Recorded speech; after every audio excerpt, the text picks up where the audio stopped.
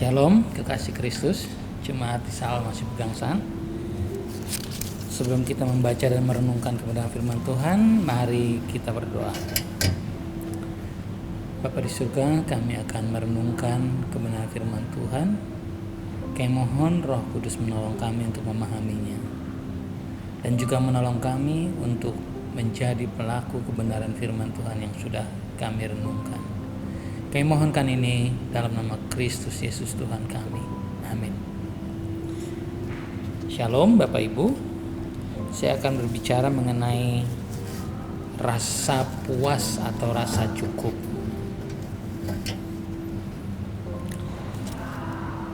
Coba kita bayangkan apa yang kurang dari Adam dan Hawa. Tuhan sendiri menilai ciptaan yang terakhir itu dengan kata sungguh amat baik.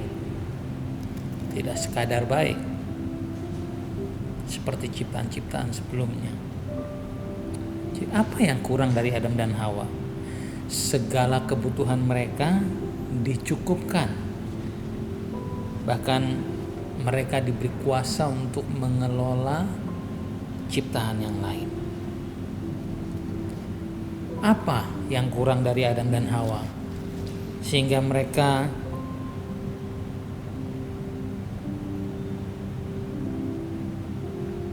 menghendaki status menjadi seperti Allah? Apa yang kurang? Dan akhirnya seperti iblis, mereka jatuh ke dalam dosa.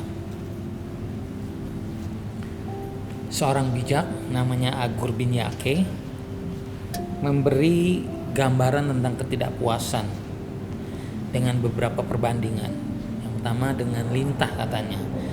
Si lintah mempunyai dua anak perempuan. Yang pertama untukku dan yang kedua untukku.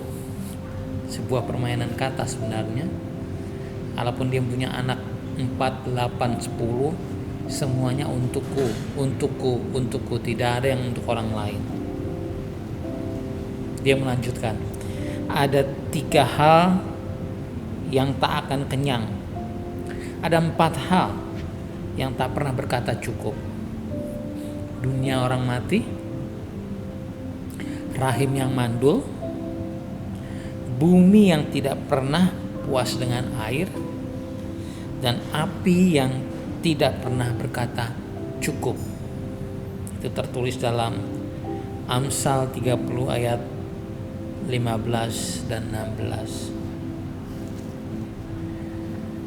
Kata puas itu tergolong kata sifat, adjektif atau adjektiva. Biasanya kata puas ada di satu kutub, lalu dibandingkan dengan di kutub lain kata tidak puas. Lalu di antara kedua kutub itu, antara puas dengan tidak puas, kita menemukan kata agak puas, cukup puas, belum puas, masih puas, sedikit puas, hingga sangat puas. Tapi dalam konteks lain, kata puas justru bisa bermakna lebih dari cukup. Misalnya dalam kalimat, aku sudah puas mendengar ejekan dan hinaanmu. Itu maknanya cukup sudah, enough is enough. Tidak mau lagi. Itulah natur kita sebagai manusia. Kalau berkaitan dengan ketidaknyamanan atau hal yang kurang baik, kita akan berkata dengan tergesa-gesa, cukup sudah, cukup, jangan lagi. Tapi kalau berkaitan dengan sesuatu yang memuaskan kedagingan kita akan bilang, mana lagi, saya mau lagi. Segala kerja keras manusia adalah untuk mulutnya, tetapi nafsunya tidak terpenuhi. Itu tercatat di dalam Pengkhotbah 6 ayat 7. Kekasih Kristus, menurut sosiolog, media sosial, medsos, ikut memberi kontribusi terhadap rasa tidak puas dalam kehidupan kita. Kenapa? Karena medsos memberi informasi bahwa ada banyak orang lain yang dalam tanda kutip hidup lebih beruntung dari kita. Apa Ibu tahu? Hal itu memicu rasa iri kita.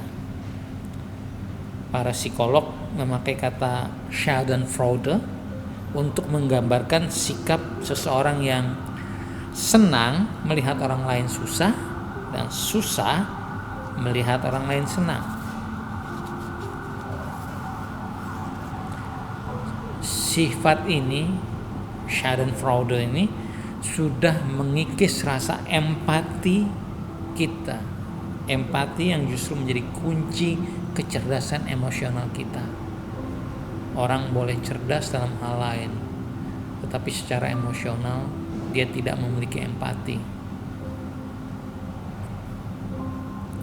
Tapi pada dasarnya bukan karena medsos saja.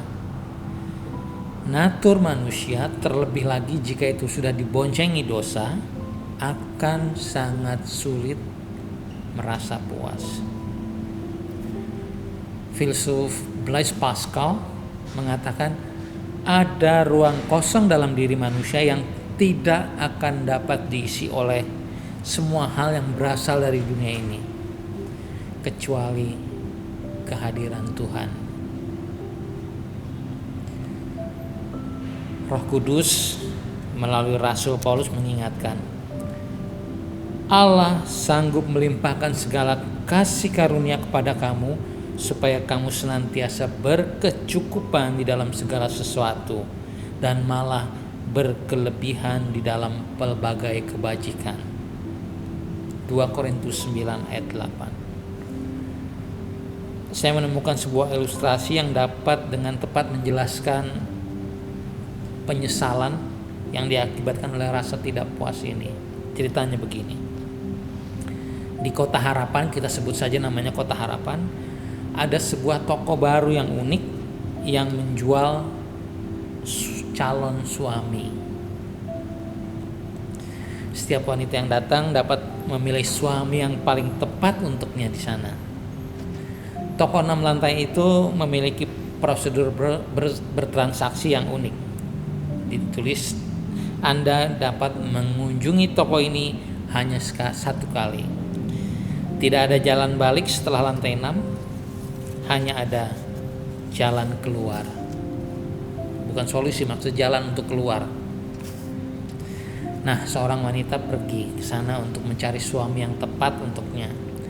Ia masuk di lantai 1 dan melihat tulisan, lelaki di lantai ini memiliki pekerjaan dan taat pada Tuhan.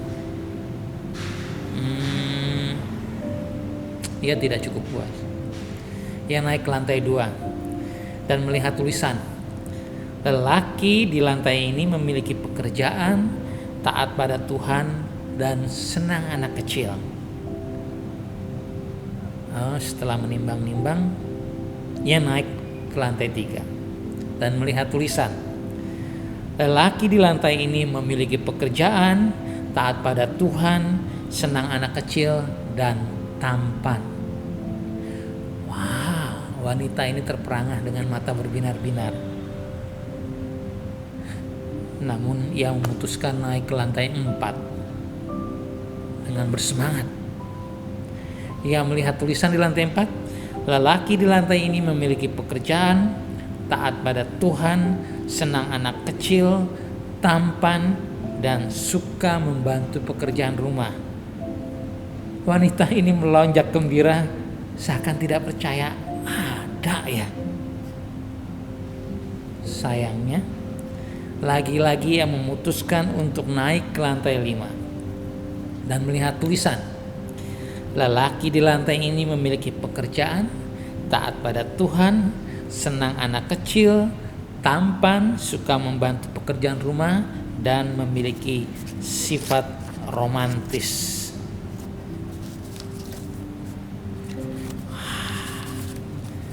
Wanita ini tergoda untuk berhenti di lantai 5. Tetapi kemudian ia memilih naik dengan bergegas ke lantai 6 dan ia melihat tulisan, Anda adalah pengunjung ke-4.363.12. Tidak ada lelaki di lantai ini.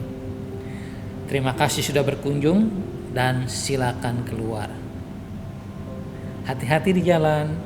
Semoga hari ini adalah hari yang indah buat Anda. Lihat Bapak Ibu,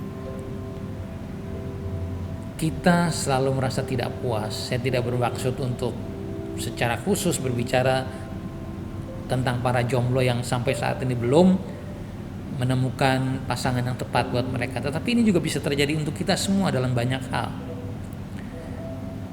Suami yang tidak puas, istri yang tidak puas, anak-anak yang tidak puas, jemaat yang tidak puas, bahkan kemudian masyarakat yang tidak puas.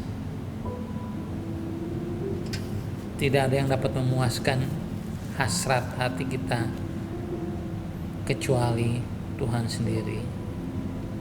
Dan orang yang berbahagia justru mereka yang merasa puas dengan apa yang ada pada mereka, mencukupkan diri dengan apa yang ada dan yang diberikan Tuhan kepada kita.